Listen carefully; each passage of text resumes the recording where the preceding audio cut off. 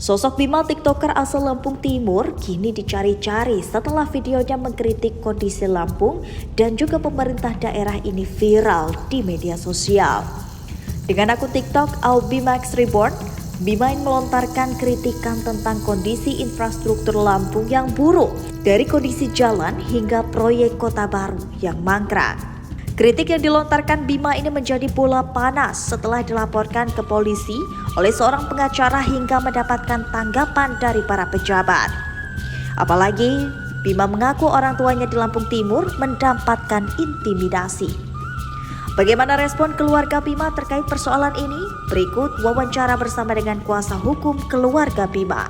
Halo Tribuners, jumpa lagi bersama dengan Mutiara dalam tayangan wawancara eksklusif di Tribun Lampung. Seperti biasa Tribuners, dalam acara atau tayangan wawancara eksklusif, Tribun Lampung ini selalu menghadirkan narasumber yang akan membahas topik terhangat atau terviral saat ini. Dan kebetulan seperti yang Tribuners ketahui, ada salah satu topik yang memang cukup hangat menjadi atensi tidak hanya bagi masyarakat Lampung tapi masyarakat Indonesia. Yakni seorang TikTokers Bima yang memang beritanya sedang viral nih di mana-mana. Dan kebetulan narasumber kita pada hari ini adalah pengacara dari keluarga Bima, yaitu Bang Bambang Sukoco. Halo Bang. Halo Mbak Mutiara, selamat siang. Selamat siang. Bagaimana kabarnya Bang? Alhamdulillah baik. Oke, nah langsung aja nih Bang ya, kita berbincang masalah yang lagi viral nih ya.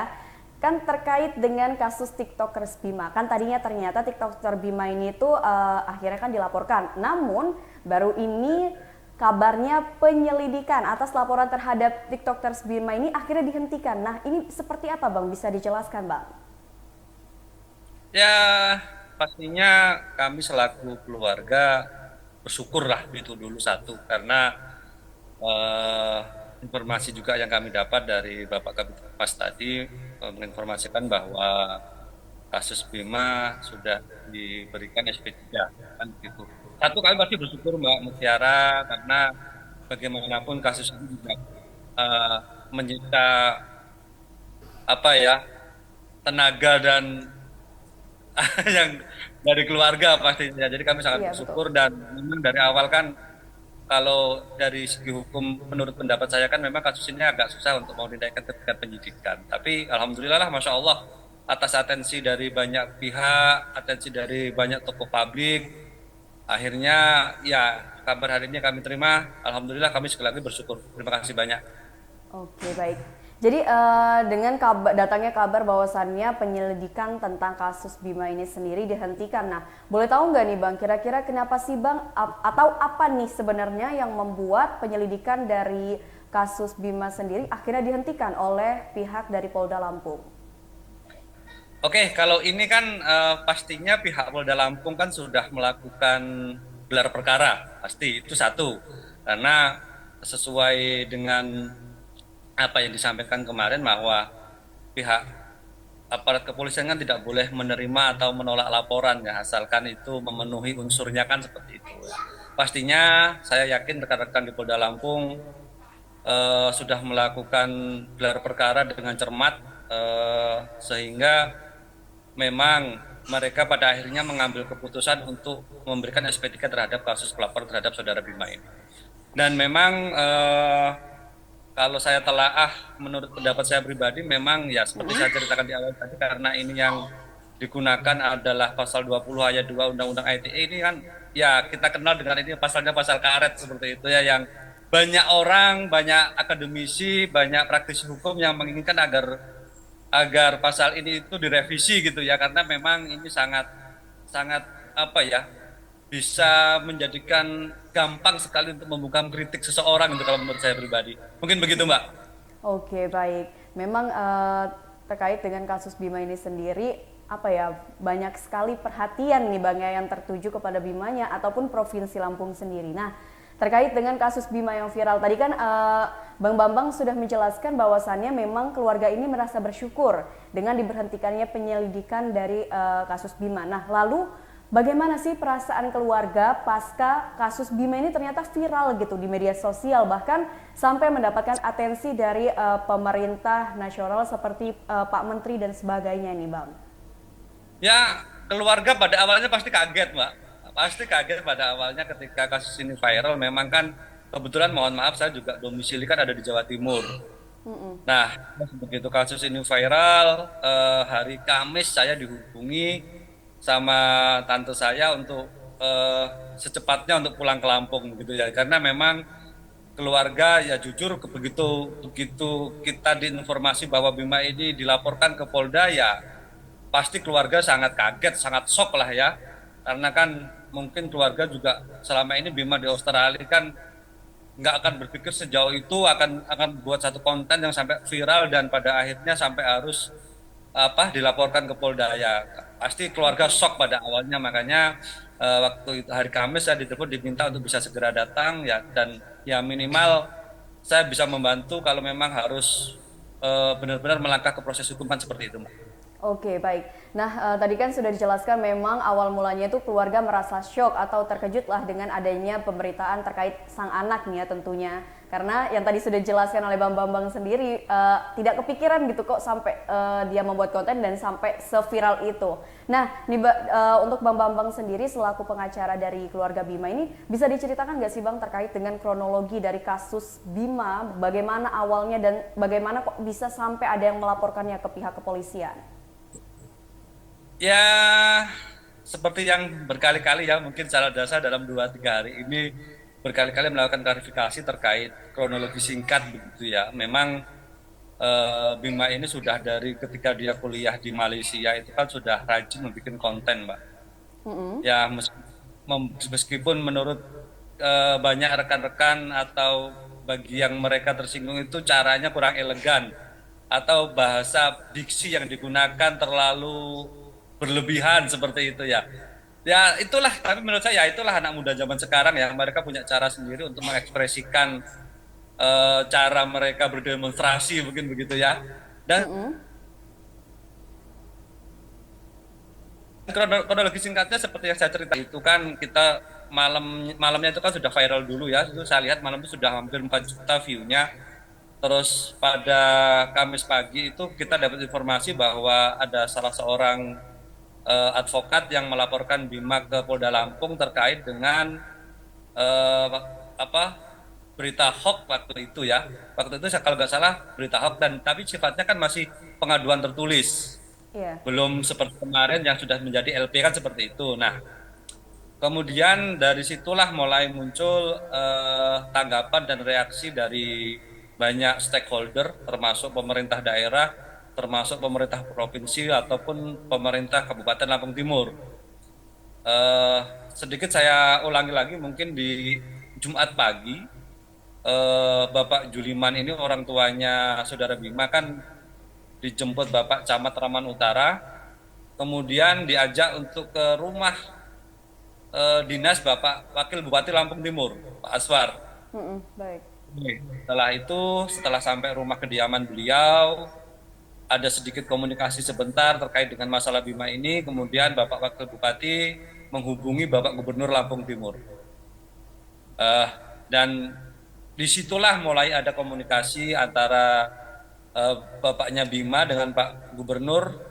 Jadi setelah telepon itu, teleponnya diberikan. Yang dipakai adalah handphonenya Bapak Wakil Bupati Lampung Timur ya. Ini saya koreksi lagi.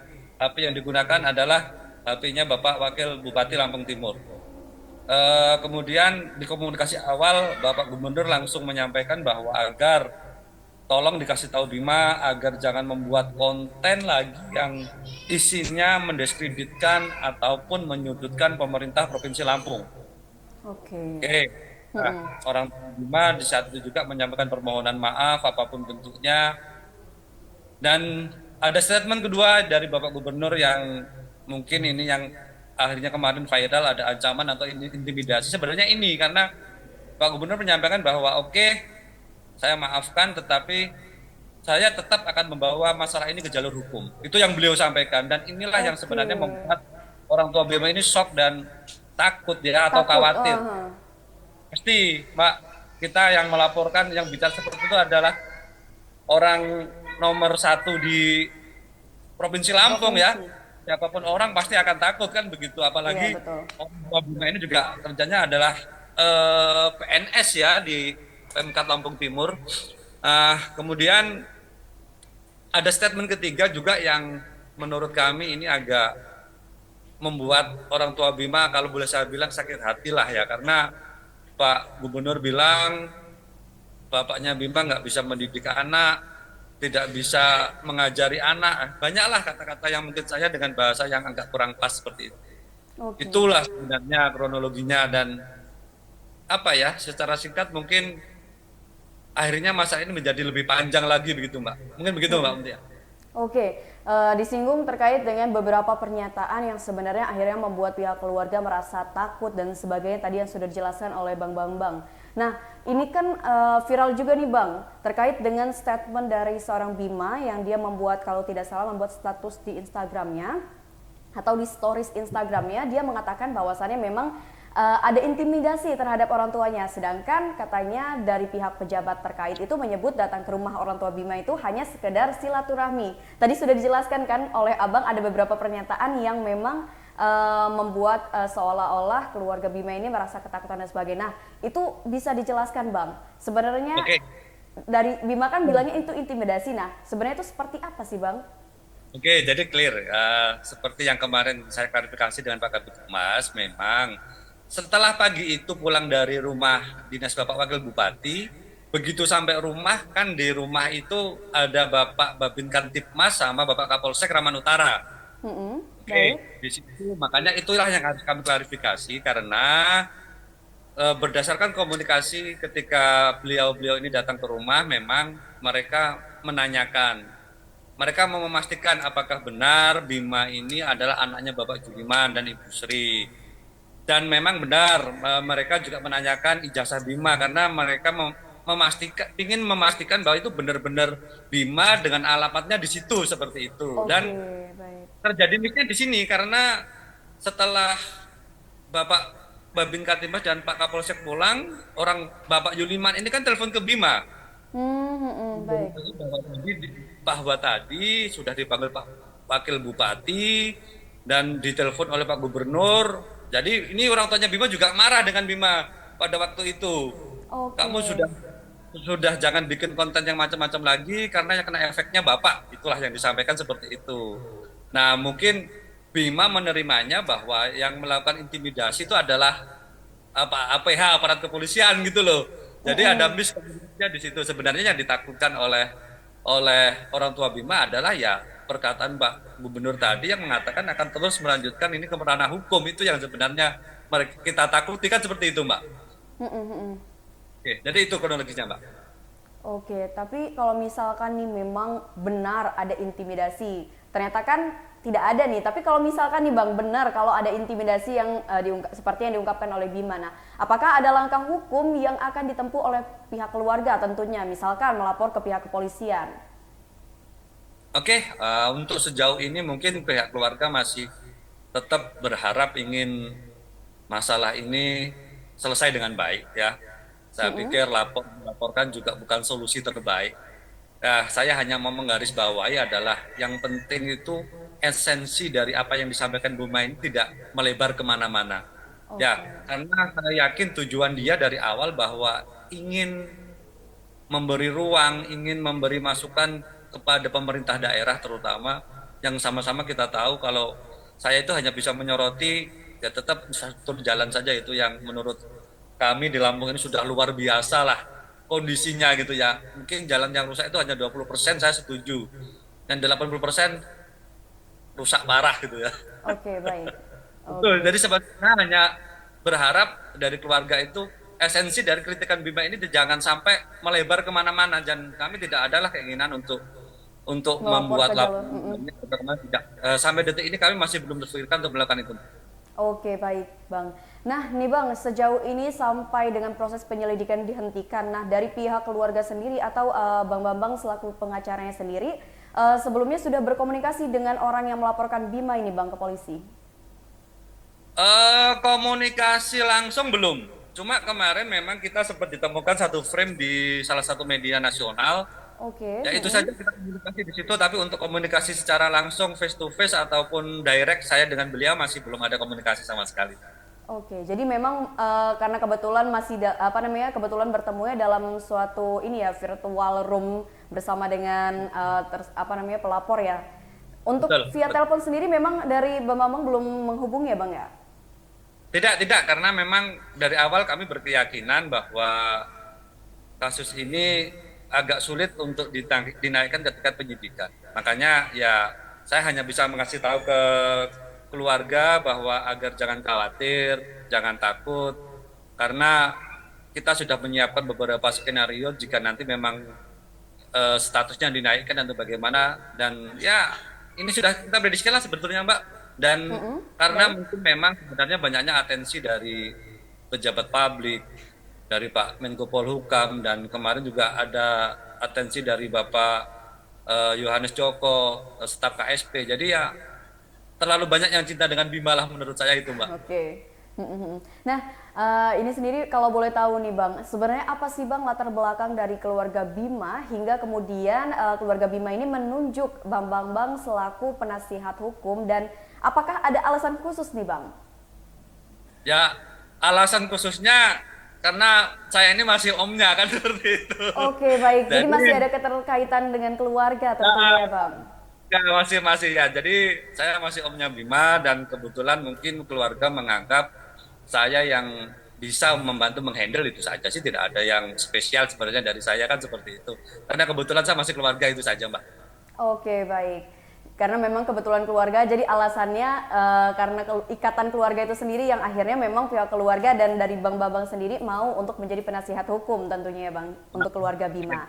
Nah Betul. nih Bang, tadi kan kita sudah membicarakan tentang kasusnya, terus juga tentang diberhentikannya penyelidikan dan sebagainya. Nah ini untuk Bima sendiri nih Bang, apakah Bima itu pernah mengungkapkan kira-kira apa sih sebenarnya cita-cita Bima setelah Bima ini lulus kuliah? Apakah ada kemungkinan kalau Bima itu ingin kembali ke Lampung dan memperbaiki atau istilahnya apa ya, memajukan provinsi atau daerahnya sendiri gitu?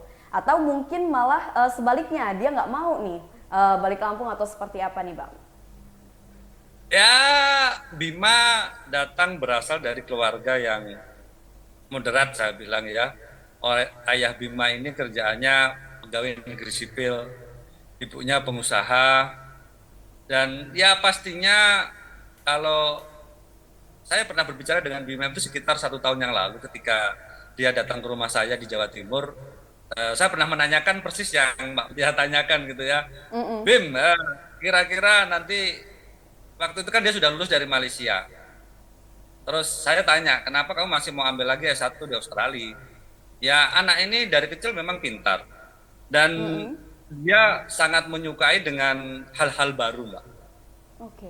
Kalau yang dia bicara dengan saya, dia pinginnya sih waktu itu kerjanya ya masih tetap ingin kerja di luar pada waktu itu ya. Terakhir saya komunikasi setahun yang lalu, dia waktu itu masih inginnya kerjanya di luar sih sebenarnya. Cuma kan saya pikir nanti dengan kasus yang sudah berlangsung saat ini, mungkin nanti dia ada berubah pikiran. Ini yang saya masih belum bisa komunikasi lagi, Mbak. Oke, jadi sejauh ini Bima sendiri memang belum mengungkapkan ya kira-kira akan balik ke Lampung atau tidak, dan belum ada bisikan nih dari Bima kalau misalkan dia tiba-tiba ingin masuk ke atau terjun nih ke dunia politik, mungkin belum ada ya Bang?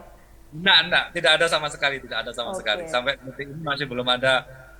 Kalau ke dunia politik mungkin dia belum pernah menyinggung dengan saya ya, tapi kan saya pikir dengan keadaan atau dengan nanti realita di lapangan bagaimana akan menggugah dia untuk bisa terjun ke politik. Ya sangat mungkin, Mbak, sangat mungkin. Dan tapi istilahnya kalau sampai detik ini belum ada pembicaraan yang untuk mengarah ke situ. Oke, baik. Nah, pertanyaan terakhir mungkin nih Bang, terkait dengan dihentikannya penyelidikan atas kasus Bima sendiri, apa yang menjadi harapan bagi keluarga Bima nih Bang, ke depannya seperti apa? Oke, yang pasti harapan kami ya akan lebih banyak muncul bima-bima yang lain. Ya, berikan kami satu anak muda, katanya Bung Karno seperti itu, kita akan mengguncang dunia kan seperti itu. Oke. Jadi kami sangat berharap keluarga akan muncul bima-bima yang lain yang kritis, yang eh, mereka punya pikiran yang lebih moderat, tetapi eh, juga tidak meninggalkan attitude dan sopan santun, ya pastinya itu. Tetap keluarga pengennya seperti yang saya bilang di awal tadi, agar esensi kritik yang disampaikan Bima ini benar-benar bisa diterima dan menjadi masukan yang konkret untuk pemerintah daerah Provinsi Lampung terutama, Mbak. Itu aja, Mbak. Baik, mungkin itu jadi pertanyaan terakhir ya Bang. Terima kasih banyak nih Bang atas informasi dan waktunya sudah mau berbagi bersama dengan Tribuners, tentunya memberikan klarifikasi yang jelas ya dari pihak keluarga Bima tentang kasus ini seperti apa sih sebenarnya, dan akhirnya supaya masyarakat di rumah tentunya Tribuners di luar sana ini tidak memiliki anggapan yang negatif ataupun sebagainya. Baik, terima kasih Bang Bambang atas waktunya. Oke, selamat siang semuanya. Selamat siang, sampai jumpa di lain waktu Bang. Oke, siap. Oke baik Tribuners, mungkin itu saja wawancara eksklusif Mutiara bersama dengan Bambang Sukoco selaku dari pengacara keluarga Bima, dan sampai jumpa di wawancara eksklusif berikutnya.